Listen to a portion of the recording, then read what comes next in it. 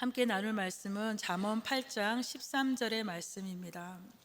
잠언 8장 13절의 말씀인데 우리 한 목소리로 함께 읽어보도록 하겠습니다. 시작. 야훼를 경외하는 것은 악을 미워하는 것이라. 나는 교만과 거만과 악한 행실과 패역한 입을 미워하느니라. 아멘. 제가 오늘 본문은 이렇게 정했지만 여러분들과 함께 좀 다시 한번 더 읽어보고 싶은 말씀이 있어서요. 요한 1서입니다. 요한 1서 5장 16절인데요. 여러분 성경 갖고 오셨으면 함께 요한 1서 5장 16절의 말씀인데 한번 같이 또 합독하도록 하겠습니다. 요한일서 5장 16절 같이 읽겠습니다. 시작. 누구든지 형제가 사망에 이르지 아니하는 죄 범하는 것을 보거든 구하라. 그리하면 사망에 이르지 아니하는 범죄자들을 위하여 그에게 생명을 주시리라. 사망에 이르는 죄가 있으니 이에 관하여 나는 구하라 하지 않노라. 나중에 여러분들이 이 말씀을 좀 성경을 다시 한번 찾아서 읽어보시길 바랍니다. 그림 하나를 좀 먼저 좀 띄워주시겠습니까? 자, 여러분 이 그림 혹시 본 적 있으세요? 네, 이 그림이 도대체 뭘까? 명화인가? 이렇게 뚫어지게 보면 잘 안 보이시죠? 예, 이 그림은요 네덜란드 화가 이 헤에로니무스 이름이 너무 어려워. 헤에로니무스 보스가 1480년경에 그린 7대제에 대한 그림입니다. 대제. 그래서 저는 오늘 2012년에 출판되었던 이 신원아 교수님이 집필한 죽음에 이르는 7가지 죄, 이 죄에 대한 책을 가지고 좀 말씀을 공부하듯이 여러분과 좀 나누어 보고자 합니다. 여기 앞에 있는 그림 다시 한번 띄워주시면 여기 7장의 그림이 나오는데요. 바로 이것이 뭐냐면 좀 한번 적어 보실래요? 교만, 시기, 그 다음에 분노, 나태, 탐욕, 탐심, 탐식, 그 다음에 정욕, 그리고 허영에 관한 그림입니다. 하나하나 좀 살펴볼 텐데요. 바로 이러한 그림을 좀 자세히 살펴보면 첫 번째 우리 띄워주시면 교만입니다. 이 교만이 제가 이 죽음에 이르는 7가지라는 자료를 가지고 여러분 설명드리는 거니까 자세히 좀 살펴보시면 좋을 것 같아요. 첫 번째 이 교만으로는요, 이 한 여인이요 마귀가 들고 있는 거울에 비친 이 자기의 모습을 경탄하고 있는 그런 모습입니다. 기독교 윤리학자 라인홀드 리버는 이 첫 인간이 저지른 범죄의 핵심이 바로 이 교만이고 그 본질은 자기 중심성이라고 분석했어요. 오늘은 좀 공부한다 생각하시고 여러분 필기하면서도 들어보시면 참 좋을 것 같습니다. 이 두 번째 그림은요, 아까 말했던 교만의 다음에 시기, 이 시기인데요. 한 부부가 이게 현관문에 서서 이 부자를 시기하는 눈으로 이렇게 흘겨보고 있는 그런 모습이에요. 시기는 바로 눈앞의 대상을 악한 눈으로 응시하는 것에서 시작됩니다. 바로 여러분의 눈에 이 시기 어린 눈빛을 이렇게 보시면 알 수 있겠죠. 세 번째 그림입니다. 뭘까요? 바로 분노입니다. 오늘 아침에도 내었던 그런 분노, 분노에 휩싸여서 상대에게 칼을 휘두르려는 이 사람을 한 여인이 말리고 있는 그런 그림이에요. 분노가 가져오는 가장 치명적인 결과는 바로 파괴성이라는 거예요. 분노는 불같이 또 매우 무모하게 일어납니다. 네 번째 그림입니다. 네 번째 그림은 바로 우리에게 가장 고질적으로 깊게 뿌리 박힌 나태를 말하고 있어요. 나태한 사람이 이 따뜻한 벽난로 앞에 있는 의자에 앉아서 꾸벅꾸벅 이렇게 졸고 있는 그런 모습인데, 나태는요 단순히 행동이 느리고 굼뜬 것이 아니라 어떤 대상에 대해서 또 감심과 의욕과 활력을 잃고 무기력한 상태, 사랑하지 않는 상태를 우린 나태라고 얘기합니다. 다시 말해서 어떤 대상에 대해서도 관심도 기울이지 아니하고 의욕도 생기지 아니하고 활력을 잃어버린 이 무기력한 상태, 이 사랑하지 않는 상태를 나태라고 한다는 거예요. 조금 뜨끔하시지 않으세요? 저는 이 나태라는 이 부분이 굉장히 큰 것 같습니다. 다섯 번째 그림을 보면 바로 이 탐욕이에요. 돈을 밝히는 이 부패한 판사가 이렇게 손을 뒤로 이렇게 내밀어서 이 뇌물을 챙기고 있는 그런 모습이죠. 탐욕은요, 남과 나누려 하지 않는 이 인색함과 오직 자신만을 위해 흥청망청 소비하는 탕진이라는 이 양면성을 지니고 있어요. 그래서 인색함, 자기 자신만을 위한 이 흥청망청, 이것이 오늘날 이기적인 이 사람의 모습을 말하는 것이겠죠. 여섯 번째 그림입니다. 여섯 번째 그림은 바로 정욕인데요. 이 두 쌍의 남녀가 우후에 분홍빛 텐트 안에서 이 관능적인 장면을 연출하고 있는 것이에요. 정욕은요, 건강한 성욕과는 달리 상대를 비인간화하고 자신의 이 즐거움을 위해서 상대의 육체와 정서를 이용하는 이 잔인한 죄를 말하고 있습니다.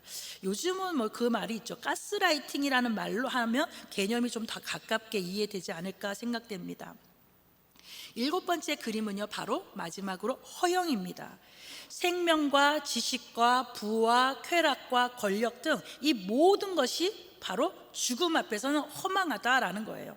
사람들의 칭찬과 박수갈채는 결국에 모두 사라지는 것이고, 빛은 찬연하나 지속되지 못하는 영광이요, 광채는 나지만 머지않아 사라지는 이 영광이 바로 허영이다라는 거예요. 이 일곱 가지 죄에 대한 이야기를 여러분들과 같이 이 책을 통해서 잠깐 나누면서 이야기해 보려고 합니다. 자, 여러분, 그러면 여러분은 좀 이런 생각이 들 거예요. 그래서요? 저는요, 여기에 뭐 해당되는 죄가 그리 많지 않아요 라고 하시는 분이 있거나, 아니 뭐 이런 죄가 뭐 그렇게 심각한가? 라는 생각이 들 거라는 거죠. 많이 들어는 봤지만 그것이 심각하게 우리의 구원까지 연결되는 것인가? 라는 생각이 들 거예요. 아까 그 말씀드린 일곱 가지 죄가 여러분 그렇게 중요하게 생각하지 않았었죠? 우리가 일상 살아가면서 쉽게 저지를 수 있는 행동이고, 그것은 좀 좋지 않은 습관일 뿐이라 여기면서 대수롭지 않게 이 죄라고 이야기하면 너무 과민하고 숨막히는 일로 좀 느껴지실 것 같아요. 예수 믿는 거 좀 다시 생각해 봐야 되지 않을까라는 생각인 거죠. 하지만 저는요, 오늘 우리가 쉽게 인정하는 이 감정, 이 행함이 되는 교만과 시기와 분노와 나태와 탐욕과 탐식과 정욕, 그리고 이 허영이 죄라는 것을 분명히 말씀드림으로써 우리의 죄의 경계선을 가져야 된다라는 거예요. 여러분이 하나님 앞에서 회개하십시오라고 하는데 무엇을 회개하는지 모르겠어요. 어떤 것이 죄인지도 지금 인식하지 못하고 있고, 나는 그저 하나님 앞에서 죄인이다라는 이 자격지심과 어떤 이 우울증에 여러분 쌓였어서 하나님 앞에 밝게 나가지 못하는 거예요.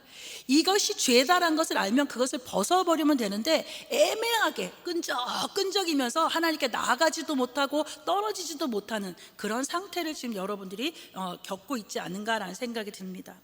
죄가 죄인지도 모르고 그것이 자신의 합리화로 죄를 지으면서 그것이 어떤 유익을 나타내는 것이라고 착각한다면 그것은 교회가 여러분에게 잘못 가르치고 있다라는 거예요. 오늘 설교는 좀 어렵습니다. 제 설교는 항상 어렵지만 더 어려울 거예요. 그렇기 때문에 여러분 정신을 차리고 배운다라는 생각으로 한번 들어보시면 좋을 것 같아요. 저는 이것에 대해서 이 이야기를 하려고 조금 용기를 냈습니다. 성령님의 지혜가 여러분을 좀 이끌어 주시기를 간절히 기도합니다. 그리고 이 일곱 가지 대죄는요, 단순히 어느 신학자의 죄에 대한 이 깊은 묵상이 아니라 이 4세기부터 이 번잡한 세상을 떠나서 세속으로부터 이 도피자라고 불리우는 이 이집트의 사막 수도사로부터 시작이 됐다라는 거예요. 4세기부터 이 내용이 바로 그들에게 하나의 고민이 되고, 하나님 앞에 어떻게 가야 되나라는 이 죄의 문제를 심각하게 고민한 자들의 문제였다라는 거예요. 그래서 이것이 동방교회의 이 수도원들에 이어지고 6세기경에 이 교황 그레고리우스로부터 로마 카톨릭 교회를 통해서 지금까지 내려온, 근데 이 역사적 깊이가 있는 이 죄의 근원을 이야기하는 겁니다. 그 이후에 우리가 잘 아는 이 중세 그리스도의 대표 신학자인 토마스 아퀴나스가 이 부분에 대해서 잘 다듬었지만, 이 7대 재교리의 영향력은 종교개혁 이후에는 교회 전통 안에서 빠르게 약화되어 버렸어요. 왜 그랬을까?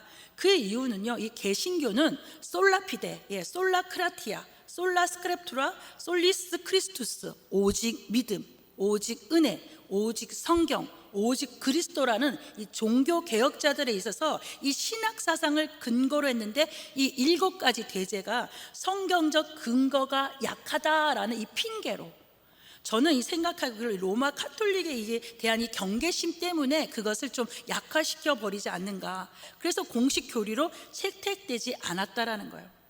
이것이 4세기부터 계속 이어져 나왔던 인간의 대제인데, 이것에 대해서 우리는 개신교에서는 제대로 받아들이지 않았다라는 거예요. 그리고 현대로 접어들면서 사회는 점점 탈종교화가 되고 세속화가 되고 종교적 교리와 가르침의 영향력도 약해져 버렸다라는 것입니다. 여기까지 이해가 되세요? 지금 여러분들이 가장 중요한 것들을 놓치고 살았다는 거예요. 지금 여러분의 신앙에서 무엇이 중요한지, 무엇이 다른 것인지 틀린 것인지를 알아내야 된다라는 것입니다. 그에 따라서 이 죄에 대한 인식마저 줄어들고, 시대와 문화적 변화에 따라서 7대 죄의 뭐죠? 무섭습니다. 7대 죄의 교리적, 윤리적 중요성과 가치는 크게 주목을 받지 못했다라는 걸, 누가 마이크를 켜고 있나 봅니다. 예. 그리고 간혹 이러한 주제로 한 소설이나 뭐 이렇게 영화, 이런 예술 작품에서 겨우 명목을 유지하다가 1980년도에 들어서서 다시 개신교 목사와 신학자들의 이 집중적인 관심을 받게 되었다라는 거예요.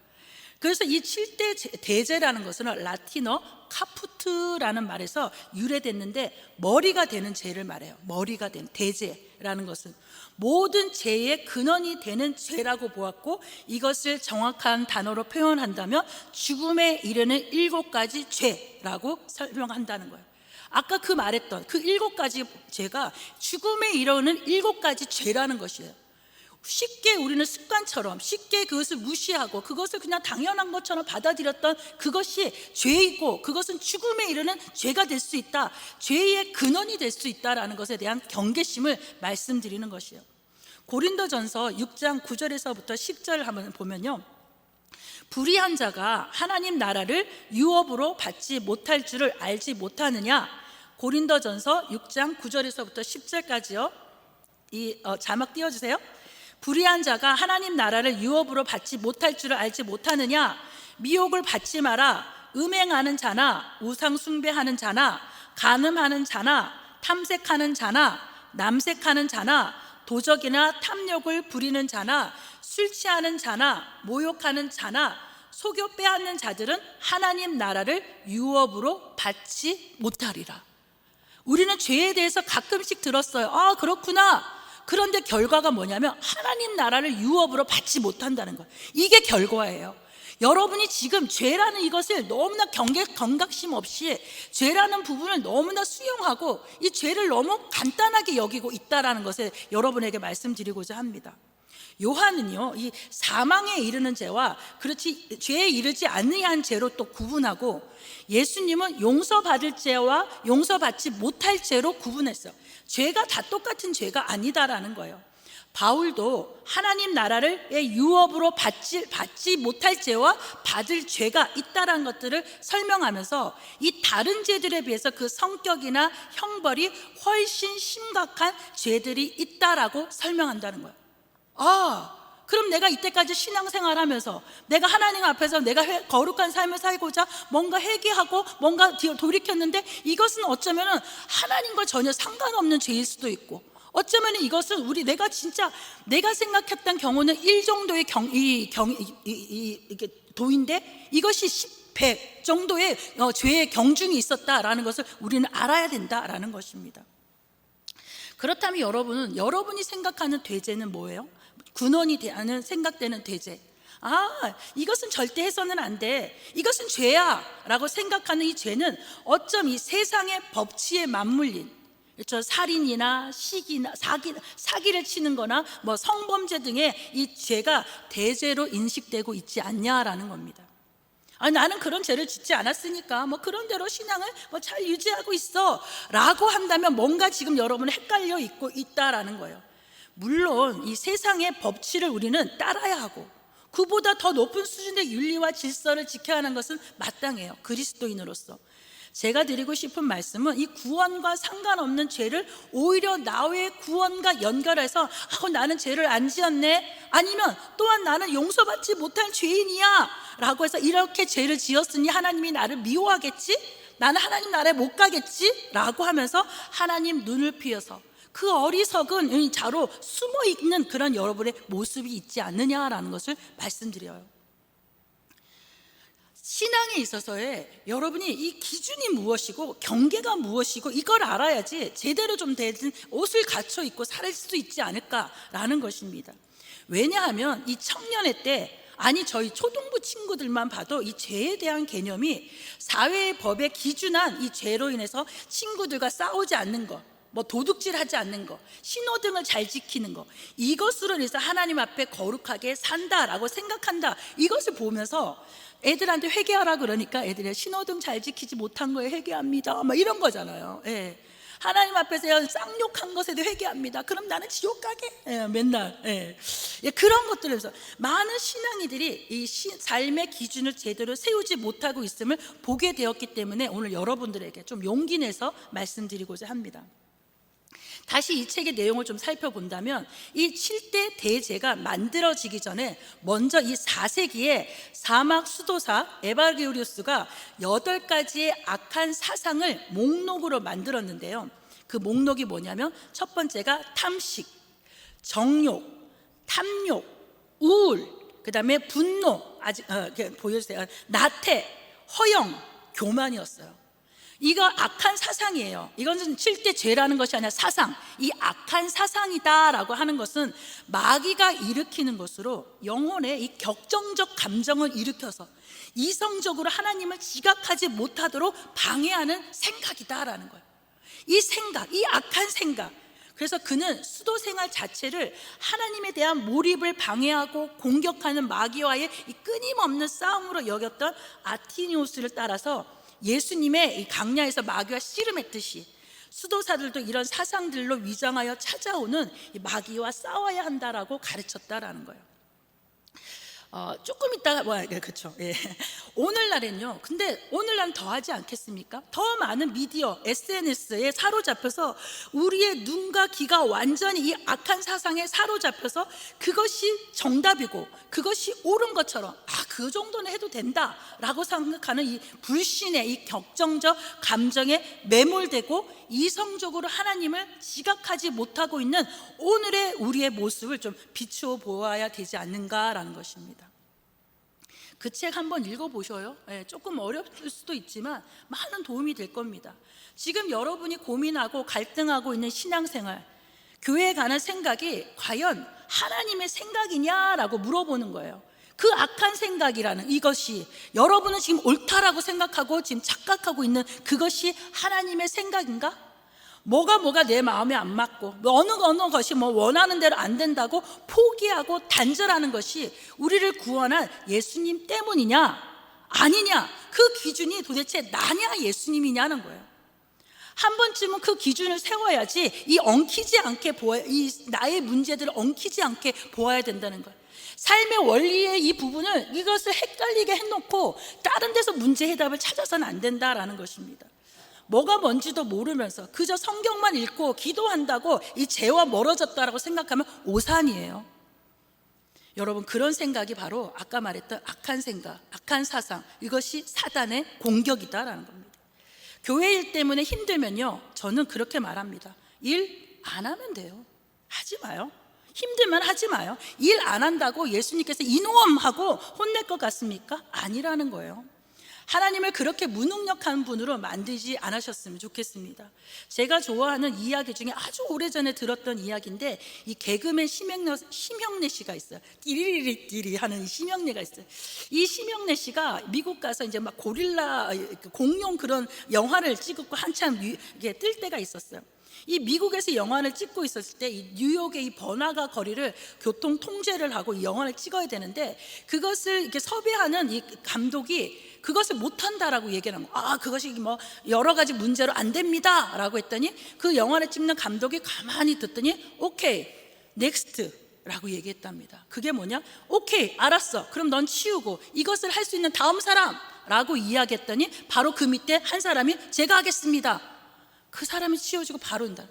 이런 것처럼 우리의 일들도 다음 사람이 할 수 있어요. 그러나 중요한 건 하나님은요, 우리에게 기회를 주셨을 때 열심히 하고 못하면 내려놓으면 되는 거예요. 그 일로 인정받으려고 하지 마십시오. 그 일을 내가 못해냄에 있어서 실패로 여기서도 안 된다는 거예요.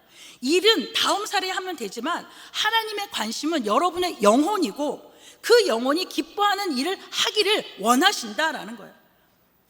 여러분의 마음이 식어가는 거, 여러분의 영혼이 죽어가는 것이 누구의 때문이라고 핑계하지 마십시오.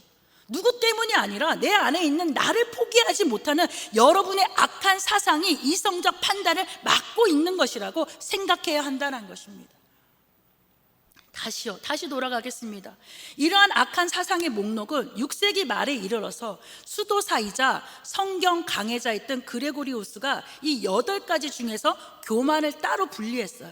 그래서 7개로 만들었는데 그것이 허영, 시기, 분노, 우울, 탐욕, 탐식, 정욕이고 그 중에 이 교만을요 따로 다른 7가지 대죄의 뿌리가 되는 죄로 간주했기에 아예 다른 범주로 포함시켰어요.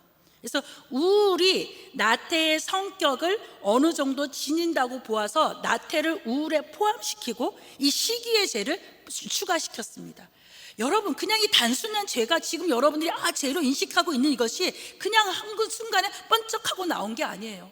성경에서 우리가 이 기준을 찾지 못했다고 계신 건 그러지만 성경에는 무수하게 이런 부분에서 이야기하고 있는 근거가 있다라는 거예요. 죄를 지나친 욕망으로 이해하는 카시아누스와 달리 그레고리우스는 죄의 본질이 하나님의 권위에 대항하고 그의 명령에 불순종하는 것이라고 이해했습니다. 이것이 오늘날 우리가 가진 교리의 이해, 이 죄의 개념에 대해서 가깝게 설명되어지는 과정입니다.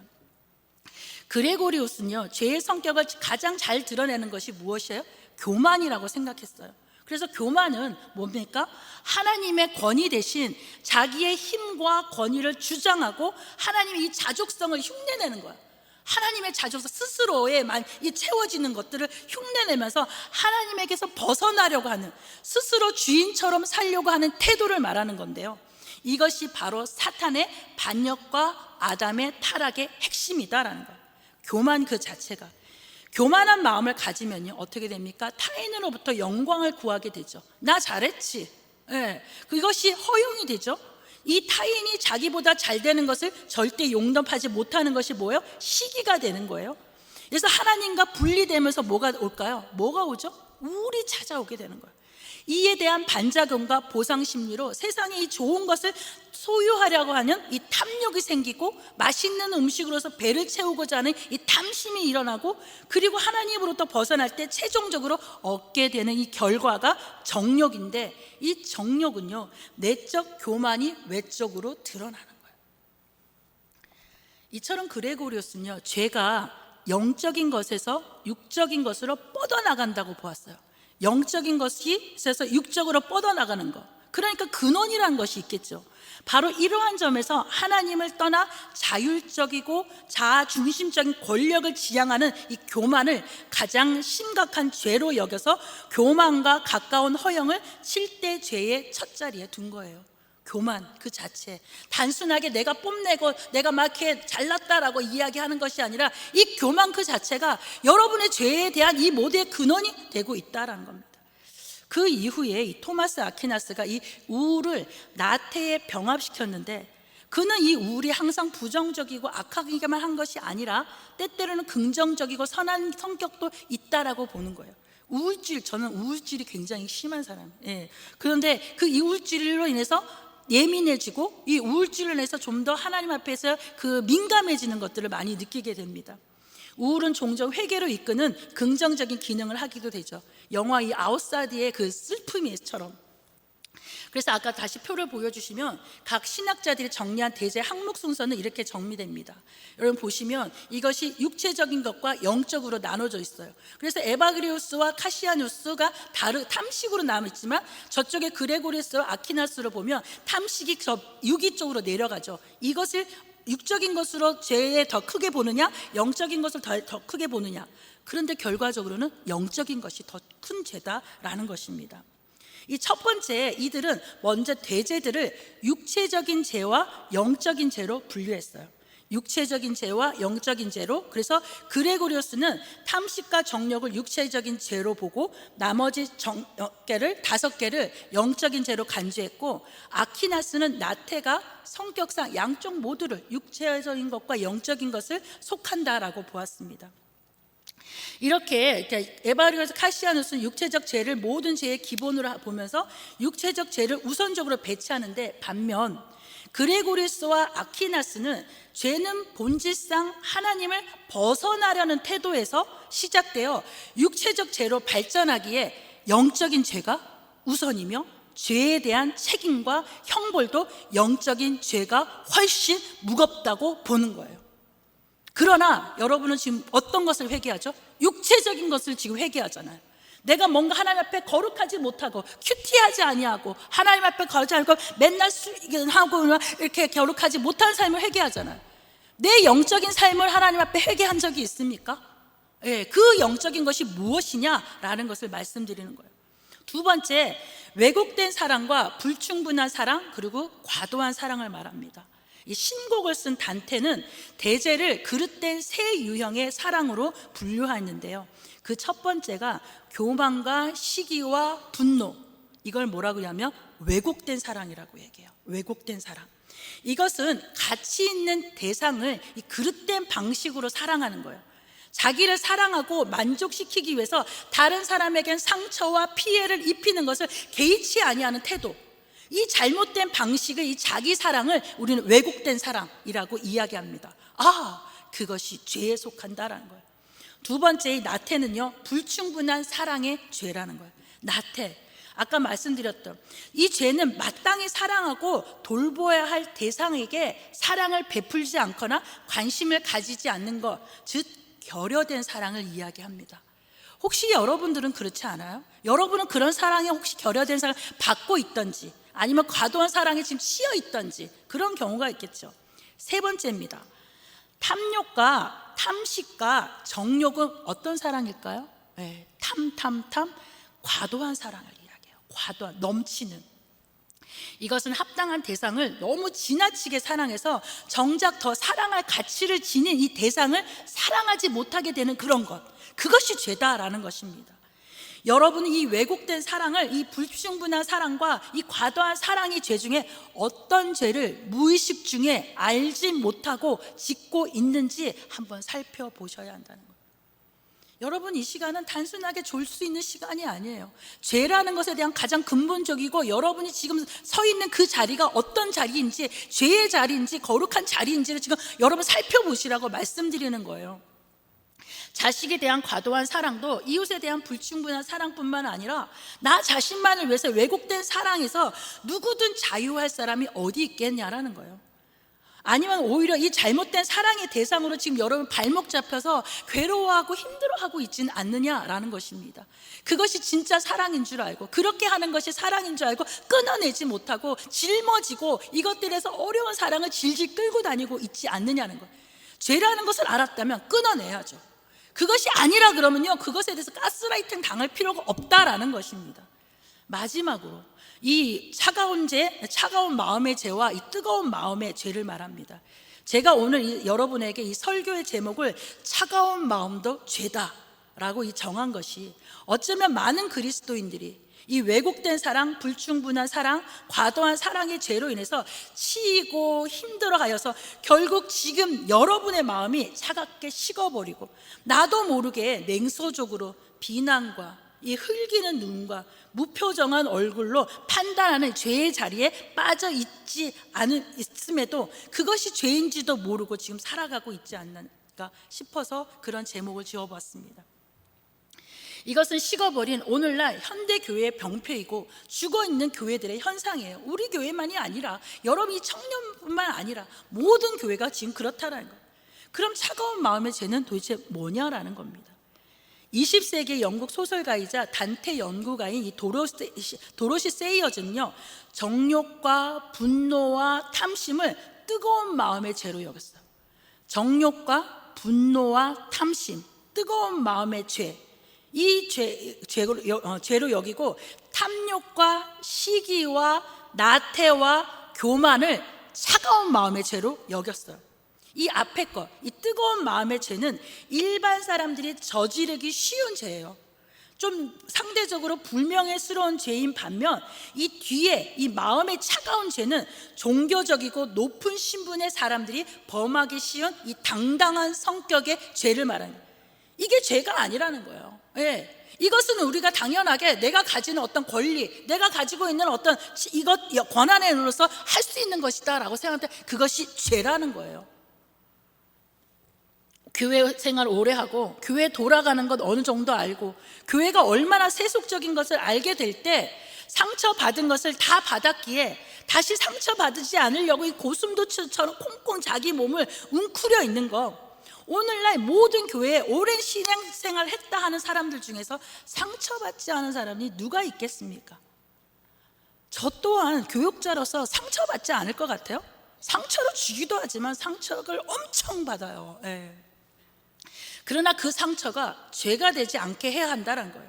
나도 모르게 잠식당하고 나도 모르게 죄에 묻어져서 죄를 죄로 보지 못하고 무감각한 상태에서 견디고 버텨내는 교회 생활은 여러분을 죽이는 일밖에 안 된다는 거예요.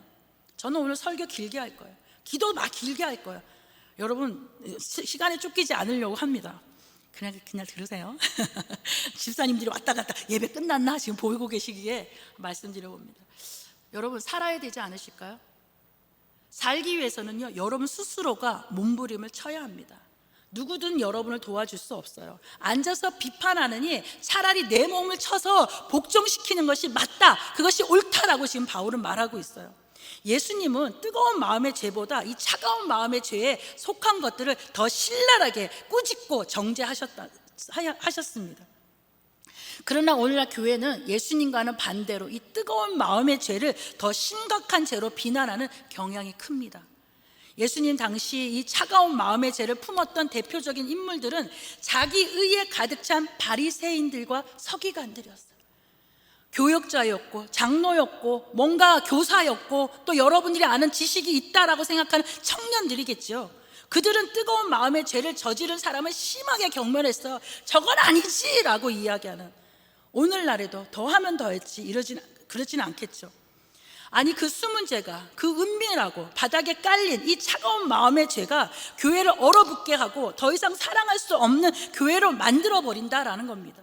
뜨거운 마음의 죄는요, 최소한 공동체 생활을 무너뜨리진 않지만 차가운 마음의 죄는 인간관계와 공동체를 더욱 파괴시켜버리는 이 무서운 죄라는 것입니다. 오늘날은요, 냉소적이고 차갑고 이 시크한 것을 다크한 매력이라고 여깁니다. 그리고 서로를 간섭하지 않고 오버하지 않고 서로의 범위를 정해놓고 더 이상 넘어오는 것을 막는 이 노터치의 삶이 익숙합니다. 그게 편하죠. 그러나 이제 여러분 좀 보이십니까? 이것이 하나님 나라를 이루어가는 것을 방해하는 이 악한 생각에서 시작된 것이라는 거예요. 여러분의 공동체는 안전하십니까? 벌써 여러분의 마음은 차갑다 못해서 얼어붙어 버리지 않았는가는 거죠. 그것을 깨보려고 몇몇 사람들이 온기를 가지고 이렇게 달려오지만 그것마저 차갑게 만들어버리고 그런 사람들을 바보 취급하는 그런 공동체가 아니냐는 거예요. 안 돼, 다 해봤어, 쓸데없는 짓 그만해. 그것이 맞는 것일까요? 아니라는 거예요. 이 아니라는 것을 알았다면 고쳐야죠. 도망치지 말고 변화되려고 노력해야죠. 그것이 여러분들에게 아직 기회가 남았다라는 증거예요.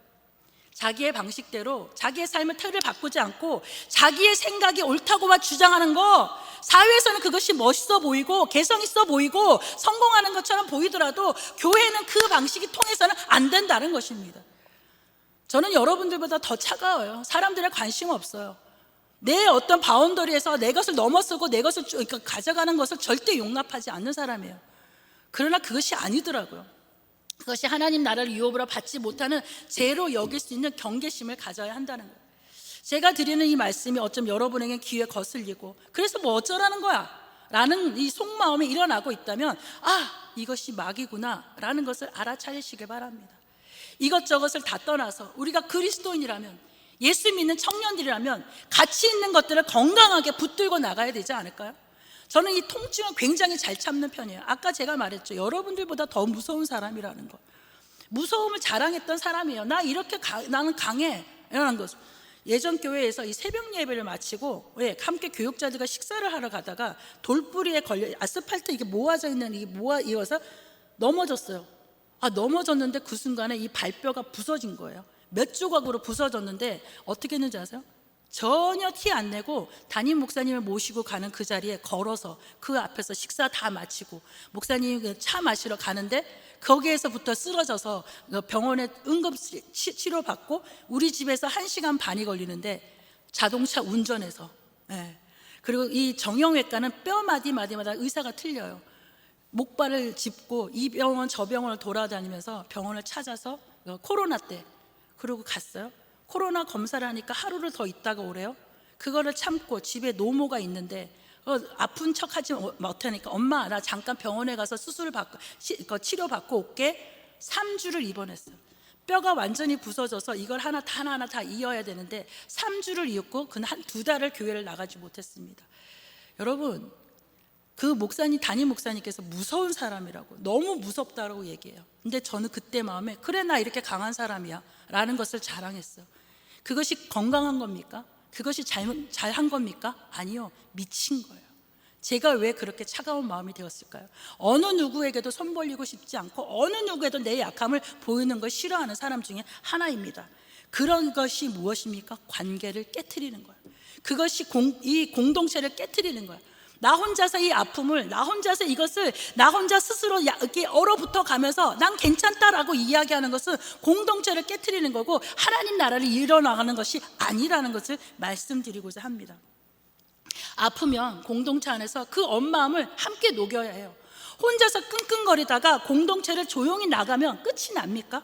그럼 여러분의 영혼은 안전합니까? 아니라는 거예요. 그것이 하나님 나라를 깨트리는 용서받지 못할 죄라는 거예요. 사랑하는 청년 여러분, 착각하지 마십시오. 이곳은요 완성된 하나님 나라가 아닌 우리가 만들어가야 되는 나라라는 거예요. 누가 완전할까요? 아무도, 저도, 여기 있는 리더자 어떤 누구도 아무 존재가 없는 그 자리에 앉아있는 자라도 완전하다 할 수 없고 불필요한 자가 없다라는 것입니다. 오해하지 마십시오. 오늘 드린 말씀은 우리 교회 이 청년들 여러분들에게 드리는 말씀이 아니라 여러분이 함께 만들어가야 할 가정과 직장과 여러분의 학교 안에서 이 죄에 대한 바른 인식을 가지고 그리스도인다움의 삶을 제대로 건강하게 살아내기를 바라는 마음으로 전달드리는 겁니다. 저는 오늘 여러분에게 이 죄에 대해서 알려주는 것까지밖에 못해요. 죄를 안다는 거, 그동안 여러분이 죄를 제대로 인식하지 못하고 있었고 다시 죄를 발견했다면 여러분은 이제 무엇을 어떻게 할지에 대해서 치열하게 생각하고 치열하게 나눠야 된다는 거예요. 세상에 직장 시험 본다 그렇게 치열하게 공부하면서 하나님 앞에서 내 영혼이 죽어가는 것에 대해서는 왜 등한시하고 대충 넘어가고 알아서 하겠지. 그것이 구원으로 갈까요? 여러분은 반드시 지옥으로 갈 수밖에 없는 일이에요.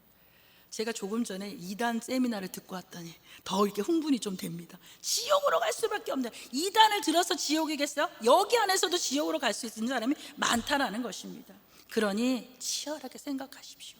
치열하게 하나님 앞에서 내 이 살 것 하나하나를 뜯어가면서 내 안에 있는 이 영적인 죄를 하나님 앞에 내어놓고 죽음에 이르는 이 죄를 벗어날 수 있는 여러분의 방법을 찾아내야 되는 거예요.